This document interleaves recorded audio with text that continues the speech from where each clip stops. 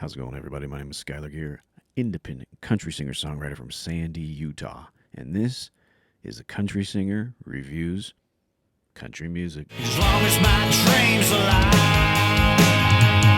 I will survive. Today we're going to be reviewing Luke Combs' latest album, The Way I Am. If you missed episode 1, we reviewed Zach Top's sophomore project. So let's get into this. I met Luke Combs in early 2016, I want to say. He was playing a show at the Listening Room Cafe. There was probably like 40 people in there. And it was a really good show. He did a really good job. I went and talked to him after the fact and just said, really good job. I really like what you're doing. I like your music. And he thanked me and said, reach out to me on Facebook. Let's get together and do a write. Big thing in Nashville, get together and co-write with other people. I said, great. I sent him a message probably a day or two later. I don't know that he ever viewed it. He never responded, but like a week or two later, his song Hurricane just took off, and the rest is history. This is Luke Combs' 6th album, and it's probably my favorite since his first. There's 22 songs. It's a lot to digest. I'm not going to break down every little song, but I'll kind of brush through the ones that aren't my favorites and dive in a little bit more to the ones that are. Luke co-produced this album alongside Chip Matthews and Jonathan Singleton, who helped him on previous projects. The last few albums with Luke, I have not been a huge fan of. I feel like somewhere between the second album and the third, all the songs started to sound very similar. There wasn't a lot of change in the production. It was like one song bled into another. I know he recorded his third album and his fourth album at the same time, so that probably has a lot to do with it. And I think when you're just an artist and you're busy and you're on the road and you're touring and there's a demand for more music, you're just trying to hurry and get it all out.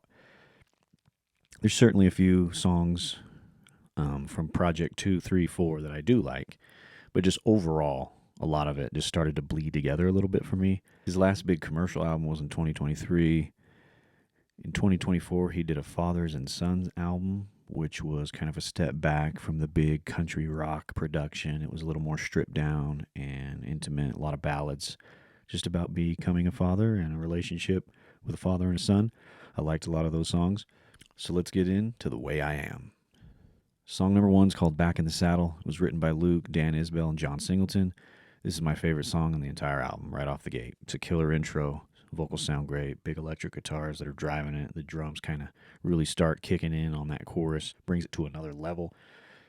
This is going to be blasted at rodeos and fairs and backyard barbecues. The lyrics are kind of describing a comeback. You know, Luke probably referring to himself, taking a few years off, recording music, putting it out or whatever. But this could be used for anybody, an athlete coming back or whatever. It's just a good anthem, a comeback anthem. And it's just that typical country rock production that Luke is really great at. So for me, this is a 10 out of a 10. The second song is My Kind of Saturday Night. This was written with Luke Singleton again and Randy Montana, who I love, respected songwriter, been around a while, but he's also got some really good original music as a singer himself. This is kind of fun, upbeat, kind of got an early 2000s vibe.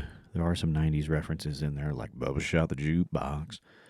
But the song itself is pretty basic, just a guy describing the things he likes to do on a Saturday night. It's nothing we haven't heard before, but it's a good, fun, upbeat, dancing song, so I'll give it an 8 out of 10. The third song is Days Like These. It's not my favorite. It's a ballad, and it's fine as far as the production goes, and Luke sings it really well, but it's just far too similar to Chris Stapleton's Millionaire for me. That's what I hear. Even has some of the same lyrics. Can't be bought and it can't be sold. It's a 7 out of 10. 15 Minutes is written by a bunch of people. Luke, Trey Pendley, Rob Pennington, Grant Vogel. It's a ballad. It's a story about a guy who's in prison for life, and he's making a phone call like to his mother and just kind of asking her the questions like, is Dad ever going to forgive me? Is Jesus going to forgive me? I'm just stuck in here for life. It's a really nice song. I enjoy it. It's really good writing. And the production is just really smooth on it. So I'm giving that one a 9 out of 10. The fifth song on the project is called Alcohol of Fame. Obviously, that's a really cool title. Luke, Dalton Dover, Dan Isbell, Reed Isbell. I think those two are brothers. I love the production on this. Guitars, drums, up-tempo, toe-tapping fun tune. You can groove to this. However, the lyrics, I've just heard them before. Nothing crazy. The girls dumped him. He's going to go drown his sorrows in alcohol. If you learn a little bit about me, I don't drink. I don't use drugs. My dad was a bad alcoholic, so I'm not a big fan of alcohol. And you almost wonder, like with these songwriters, do they not learn from the past songs and people experiences with alcohol? Like country music will tell you the history that alcohol doesn't solve anything. Like if you've got a broken heart, it's not going to heal your broken heart. If you are fighting with an enemy inside your brain, it's not going to heal your brain. It's actually going to make all these things worse. Can't relate to these lyrics at all. It is clever. I like the title, Alcohol of Fame. Sounds fun. But I don't know. It just doesn't work for me. It's a 7 out of 10. And maybe other people do agree because it's one of the lowest streaming songs so far on the album. Obviously, it just came out, though, so we'll give it a little bit of time. Number 6 is called Daytona 499, written with Luke, Eric Dillon, Drew Parker, and Wyatt McCubbin, who I mentioned a lot in a previous video because he wrote half of Zach Top's album. So that guy's on a roll right now. I really like the production on this one. Simple, clean. The lyrics are cool and clever. It's like that relationship that just fell short. Like it's playing off Daytona 500. Like it's the Daytona 499 because they just didn't quite get there. That's pretty cool. So this is a 9 out of 10. Number 7 is called The Way I Am. This one is written by Chris Gelbuda, I think is how you say it, and Rob Schneider. No, not the comedian and father of Elle King. This is spelled differently. And Chris actually produced some Meghan Trainor stuff, and he's had some songwriter cuts with Darius Rucker, Wheeler Walker, and a few others, and he's a very talented musician. I'm surprised Luke didn't have him play on this record. I don't show him as one of the musicians on here. I don't know, maybe he's not allowed, but this is a really nice song. The production's very unique, different, and that's what I want from Luke. Like I had mentioned, I don't like when artists kind of get complacent and everything just sounds the same from one song to the next. I like when artists take risk and do different things. Even if they don't work out, I still appreciate them doing that, and this song is just awesome. The keys are kind of the driving force. There's just a light brush pattern on the drums, a little bit of steel. And Luke actually does some falsetto in this song, so make sure you check this out. That's pretty cool. Lyrically, it's just a love song and kind of a reminder to slow down and appreciate what you have. 9 out of 10 for me. Track number 8 is called Wish Upon a Whiskey. I'm not going to take too much time here, as I've already mentioned with the alcohol thing. It's just overplayed for me. I mean, how many songs do we need about whiskey? They're all basically the same, just in reverse. There are a lot of songs that mention alcohol in the 80s and 90s that I don't mind. But at this point, I just feel like I've heard it all. It does kind of have a clever lyric. You know, he's tried everything. His life's falling apart. Church, praying. Nothing's working. Nothing's going right. So he's just going to wish upon a whiskey tonight. Something like that. I mean, it is what it is. 5 out of 10 for me. Track number 9 is called As Soon as I Get Home. Luke wrote this with Tony Lane Singleton and Jesse Alexander, who's a very talented songwriter and singer. I've seen her live before. She's famous for The Climb by Miley Cyrus, but she's also wrote for Blake Shelton and that guy who just wants to kiss his fish. Production's pretty good here. A little too pop country for my liking, but the song's basically just about trying to get back home to your love when you're working all day. It's a 7 out of 10 for me. Track number 10 is called Rethink Some Things. This is Luke, Jacob Davis, Dan, and Reed Isbell. I'm pretty sure they're brothers. Unclear, though. Production's really cool on this. It's got like a soul, funky vibe. These are the risks that I want to hear from Luke. And not just Luke, like all artists. Take risks. You know, we all have inspiration from lots of different music. So if you can incorporate that into yours, that's awesome. This song's really fun. It's groovy. You can dance to it. I'm not sure it'll get a lot of play as far as like radio and mainstream.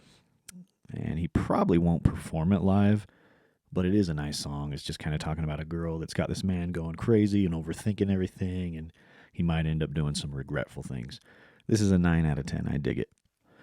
Number 11 is called Giving Her Away. This is written by Gary Garris, Josh Miranda, Josh Phillips. This is basically just a song about a guy, a husband, talking to his future father-in-law. Like, I'm sure Luke got married and connected to this song. The harmonies are really nice, and it's just kind of, you know, you're giving your daughter away to me. Like, I've got this. I'll take care of her moving forward. I can see this playing at all kinds of weddings moving forward. Giving Her Away is an 8 out of 10. Track number 12, Seeing Someone. That's written by Luke. Ray Fulcher has written a lot of songs with Luke before. Lalo Guzman, Michael Tyler, and Allison Veltz Cruz. That's a lot of people in the room to write one song, especially when we don't make a lot of money through streaming these days. This song's kind of just about like friends that are trying to help out a guy who's lost his recent love, whether it's through a breakup or death. And they're trying to get him back out there, but he's maybe not quite there. And it's like he's at home just seeing her ghost. Something like that is kind of what I was picking up on it. It's kind of got a unique lyric to it, but the production leaves a little bit to be desired on this one. So overall, I'll give that one a 7 out of 10. Track number 13 is called Sleepless in a Hotel Room. This is written with Luke, Randy Montana, and Mr. Singleton. I really enjoy this one. It is catchy. The groove is fun. Production's very addicting. It's very mainstream country with a little bit of that pop element, but it works really well here, and I dig it.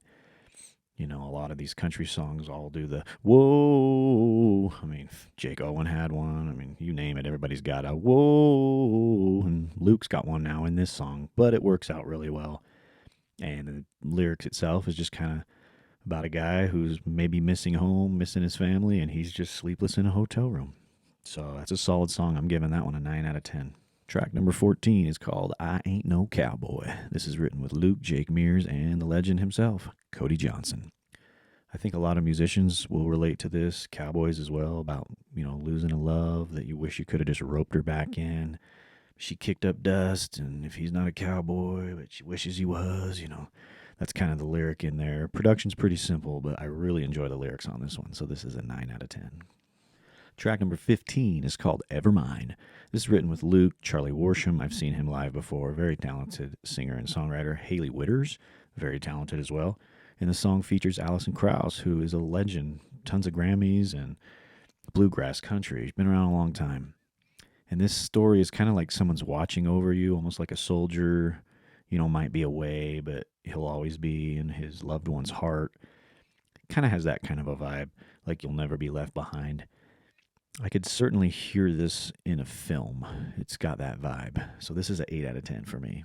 Track number 16 is called Can't Tell Me I'm Wrong. This is a Luke, Ray Fulcher, Pete Good, and Lydia Vaughn written song. Production-wise, it's a little more upbeat, fun, kind of has a pop vibe.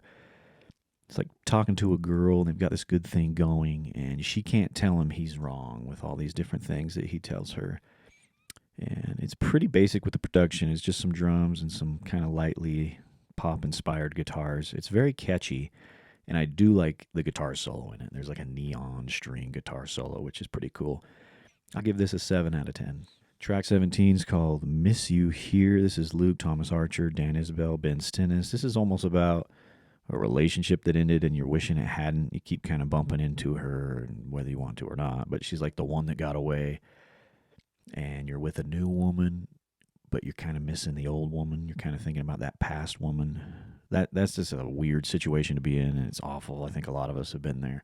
Until you can kind of get over that and kick through it, it's just a tough time. Production's really good. The guitar solo is actually money on this song. It's very much 80s, and I dig that. This is an 8 out of 10. Track number 18 is called Tell 'Em About Tonight. This is written by Luke, Dylan, Fulcher, James McNair, some of those guys that I'd mentioned earlier. I really like the intro. The drum pattern is great. The verses are just bass and drums and like a light acoustic guitar. Pretty much that's all I could hear in like the verses. So that was really cool because then those lyrics kind of cut through a little more. Vocals sound good. Harmonies are really good all over this album. And then the story is just kind of like a singer that's, making memories and doing big concerts. And it's almost like he's telling his kids or his family later on in life what it was like. Tell about tonight, kind of that looking back, reminiscing type of a vibe. This is a 9 out of 10 for me. Track number 19 is called Be By You, written by Dan Alley, Sam Banks, and Nick Walsh. Pretty sure this one was a single. I had heard it before, and it's just a love song, great ballad. I might get tired of the drinking songs, but I will never get tired of a good love song, a good ballad. This is a solid song. It definitely leans more into the pop mainstream world, but it works really well. It's a pretty song. It's super catchy, and I would definitely come back to this one. This is a 9 out of 10. Track number 20, The Me Part of You. That's a Luke Wright with Jason Gant and those Isbell brothers. I think they're brothers. Intro's really cool. There's a constant, repetitive kind of drum riff going on that almost has like a punk vibe, like something you would hear in a Blink-182 song, or, one of my favorite alternative emo bands is The Dangerous Summer. They're a little more under the radar, underrated. One of my good buddies is the singer. His name's AJ Perdomo. He's actually going to be featured on one of my songs coming out soon. But I really like this one. It's just different. It's like mixing country and punk, emo. Just doing a lot of fun things in this song. Production's really solid. Lyrics are solid. That's a 9 out of 10. Track number 21 is called Rich Man. This is a Luke, Jake Davis, Rob Schneider again, and Lori McKenna helped write this one. She's a legend. Great songwriter. Song's just kind of about life and how fortune and fame isn't everything. And the things that really matter are family at the end of the day. So that's a nice message. Production-wise, this has like some Wurlitzer keys going on, which is really cool. 70s, 80s vibe, kind of that yacht rock thing, which is really cool to kind of sprinkle into a country record. So I dig that. This is an 8 out of 10. Track 22, the final song, A Man Was Born. This is a Luke co-write alongside Archer, Fulcher, Mike Tyler, and Jordan Rowe. The song's just about life lessons and growing up. Pretty basic message. Nothing we haven't heard before, but it keeps coming back to a man was born that day. Like after this experience, yeah, a man was born that day. Production is always a solid. Nothing crazy. So far, it's the least streamed song on here. But again, this just came out, so we'll see how it does over time. I would give this one a 7 out of 10. So overall, there's like 7 songs on this project that I probably would have just left off. I'm not a big fan of these massive albums that they keep doing, like Morgan and Zach, Brian and Luke Combs. Like just anything over 20 is just too much for me. I just feel like they could split it, just do like 10 here and 10 there. I don't know. It is what it is. It's just the way of the world. I'm an independent guy. Nobody would ever listen if I put that many songs out. Overall, it's a great album. Probably my favorite from Luke since his first. So everybody go check out Luke Combs, The Way I Am. It's available now everywhere. My name is Skylar Geer. I'm an independent country singer-songwriter from Sandy, Utah. Appreciate you so much for listening. If you've got any other albums you'd love me to review, just drop them in the comments and I will get to them, I assure you. And be sure to like and subscribe, and we will see you all next time.